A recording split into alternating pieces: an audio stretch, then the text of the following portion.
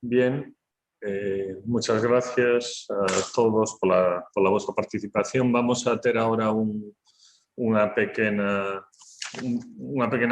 pequenas conclusións de cada unha das mesas de un par de minutos por moderador e posteriormente xa pasaremos a unha pequena enquisa de satisfacción, digamos, sobre a xornada, sobre o que fixemos durante esta mañá e finalizaríamos. Vamos a intentar ser áxiles porque xa é tarde, vamos un cuarto de hora de retraso.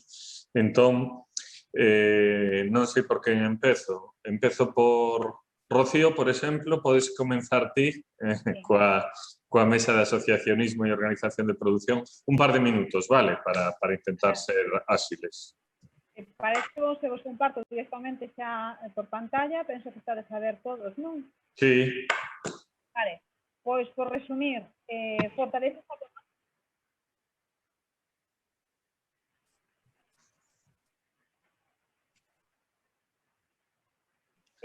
iba a compartir la presentación, pero si quieres solo la leo. Sí, si no léela, Rocío, ya está. Vale, pues la leo y ya está. Sí, ¿prefieres que espere un momento antes de empezar? Vale, lo voy a leer, no te preocupes. Las fortalezas, por resumir un poco, fue lo primero, y es algo que me han corregido en la última mesa, fue garantizar uno de los principales problemas que ven que realmente pueden sufrir es garantizar el suministro, lo que realmente están demandando el consumidor.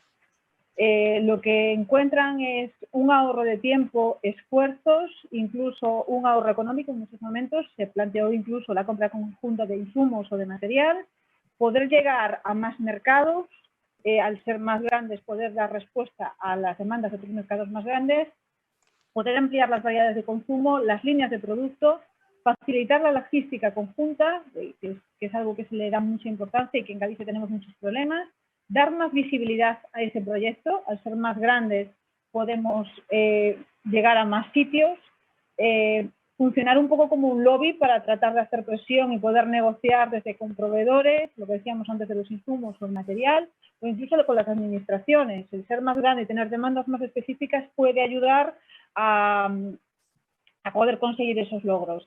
Se ha hablado también de conseguir una especialización. Dentro de esa asociación uno se puede trabajar en un campo y otro conseguir otro, y eso puede ayudar a tener una profesionalización más grande del sector. Incluso algo que me parece muy interesante, una planificación de cultivos, de rotación de cultivos, es decir, se pueden ir rotando las variedades que se van trabajando en cada asociado, de tal manera que ayudamos muchísimo a generar la tierra. Y en general una mejora de la rentabilidad económica de ese asociado que antes tenía que asumir unos costos de manera independiente y que de esta manera puede tener esas ayudas. Las debilidades que nos hemos encontrado han sido, ha habido bastantes quejas en el sentido por parte de la administración de no dar respuesta a veces a las necesidades de formación o incluso de dudas concretas que tenían, esa falta de agilidad burocrática que les permita desde la propia asociación o la propia gestión. Una queja bastante importante ha sido el contra de no tener desde el primer momento una falta de personal remunerado dentro de la asociación que pueda asumir todas las horas de gestión que implica todo eso. Eso es algo que tira mucho para atrás al principio del asociacionismo. La falta de problemática común o de filosofía común dentro de los asociados también es algo que tira más para atrás. Desde luego el carácter gallego que tenemos de desconfianza, que nos cuesta muchísimo trabajar entre nosotros. Y ya por resumir, a veces la falta de profesionalización que se encuentra dentro del sector que impide que se generen y esa pérdida de autonomía y de control que creemos que vamos a perder cuando tenemos que trabajar de manera conjunta. Este es un poco el resumen de todo el trabajo de la mañana. Muy bien, gracias, muchas gracias, Rocío, además por ceñirte bastante al tiempo. Pasamos a la mesa de Mercadotecnia y Comunicación. José Manuel, si puedes darnos las conclusiones de esta mesa, también 2 minutos, perfecto.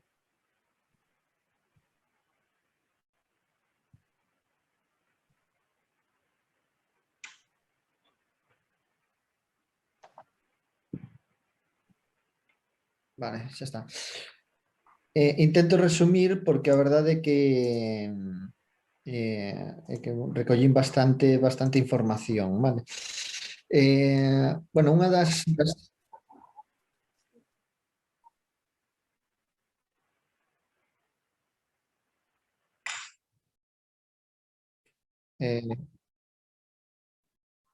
vale. ¿Dónde deixo de compartir ahora? Aquí, ¿no? Ahí. Ya está. Bueno, pues vale, como fortalezas e oportunidades, bueno, temos destacamos as estruturas que unifiquen, non? O desarrollo de estruturas que unifiquen como plantexaban os de Coalde, non? Porque ao fin e ao cabo unha das desventaxas que poñíamos era a pouca capacidade de produción para chegar as distintas canles curtas e aos distintos, xa non solo a comedores, como falábamos, sino incluso a particulares, moitas veces o problema está na capacidade de produción. Entón, falábamos da unión para ter máis produción, non? Incluso non só para ter máis produción, sino para planificala e para poder complementar unhas producións con outras, non só dun produto, sino de varios, non? Isto xurdiu en varias preguntas ao longo das distintas salas. O tema por exemplo, da comunicación tamén foi un tema importante en canto a claridade, en canto aos selos. Houve moito debate sobre si os selos son importantes ou non son importantes. Quedaba claro, por un lado, que os selos garantizan unha certa cualidade do produto, pero sempre cando por detrás haxa unha trazabilidade, non? Contrastada. E por outro lado tamén se falaba de que chega un momento en que hai demasiados selos, que a mellor o cliente chega a confundirse con tanta información de selos e xa non sabe a cal atender, non? Entón, habería mellor que plantexarse que selos deberían de estar presentes ou cales non. Sí que é certo que foi un tema que se debatiu bastante, o tema dos selos, que non quedou claro hacia onde tirar, e tamén que na canle curta, sobre todo cando se chega do produtor directamente ao cliente, o selo a mellor perde esa importancia, non? Porque a confianza, a información, a claridade na mensaxe é casi tan importante por parte do produtor como o propio selo. Vale. Falábamos tamén da continuidade en canto a que é un problema o abastecemento en canto a continuidade co que falábamos antes de unirnos. Por lo tanto, o asociacionismo era unha cuestión clave nas súas distintas fórmulas. Falouse de asociación, falouse de cooperativa, falouse de distintos tipos. E si o que a diferenciación entre a produción e a comercialización, o que parece que si é bastante común é que quen se dedica a producir e a comercializar ten máis dificultades que os que se dedican a producir e outros a comercializar. É certo que a unión podería axudar a que te especialices en producir e que outros en común vendan, non? Ben xa uníndose entre eles ou con unha empresa terceira ou que sea, non? Nas distintas fórmulas. Vale. Máis temas que tocamos, por exemplo, outro tema que tamén Súa, bastante... temos que resumir. Xa, porque... Vale. Nada, resumo un par de cousas importantes. O tema de administracións tamén foi un tema que dou bastante debate. Claro, as administracións teñen un papel clave, pero non sempre a favor, é dicir, non axudan moito o tema da produción en local, non? E tanto desde administracións locais como desde administracións máis amplias non hai unha axuda clara neste sentido. Eso era importante.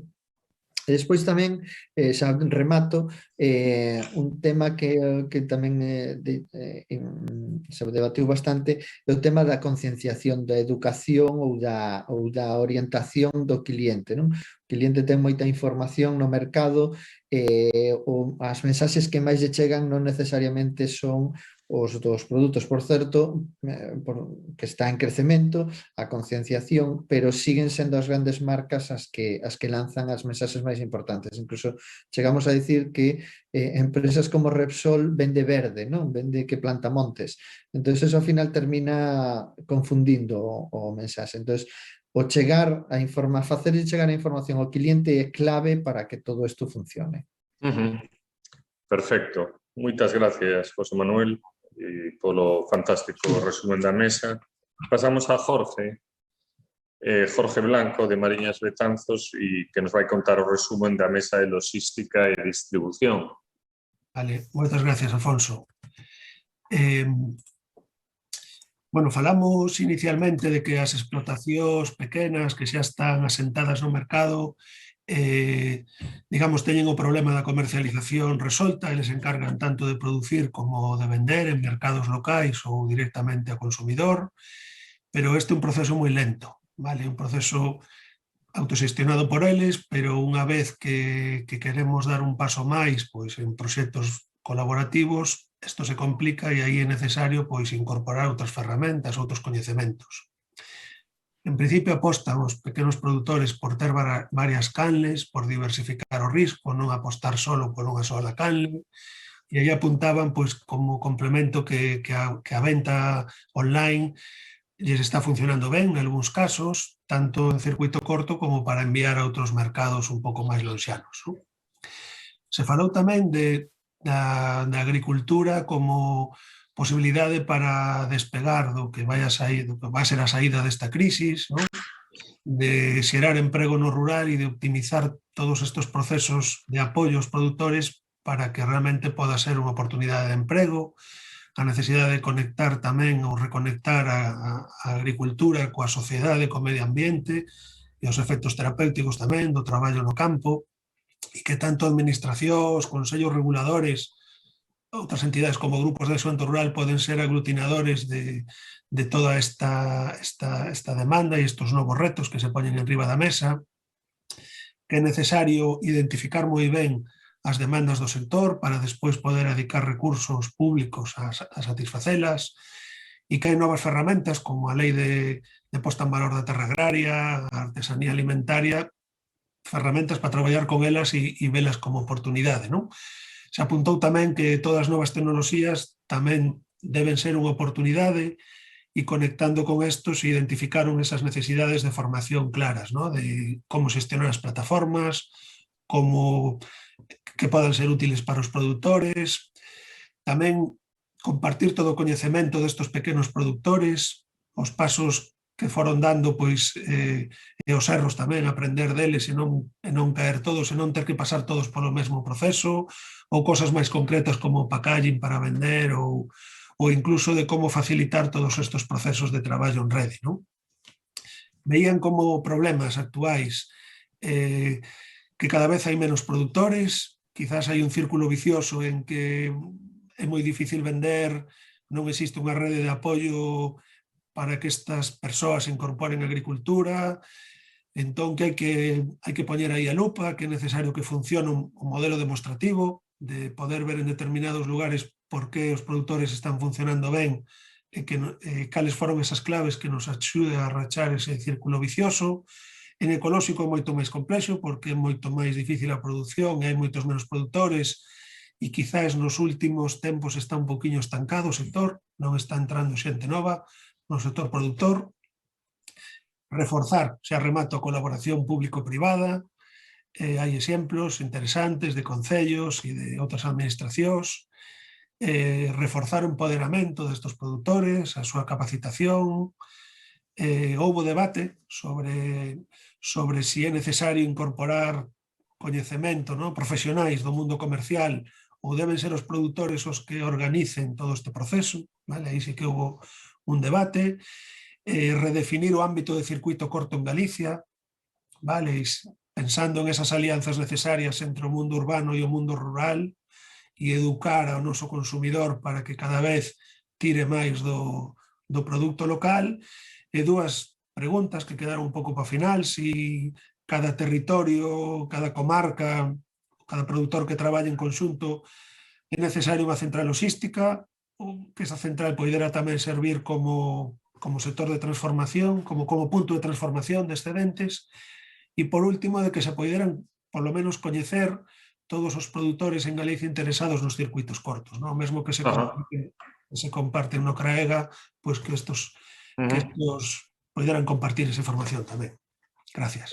Ok, moitísimas gracias, Jorge, por este fantástico resumen e polas preguntas que deixas abertas, que eu creo que recollimos moitísima información neste encontro. O traballo que fixemos non foi en balde e nos vai servir moito para traballar a partir de agora.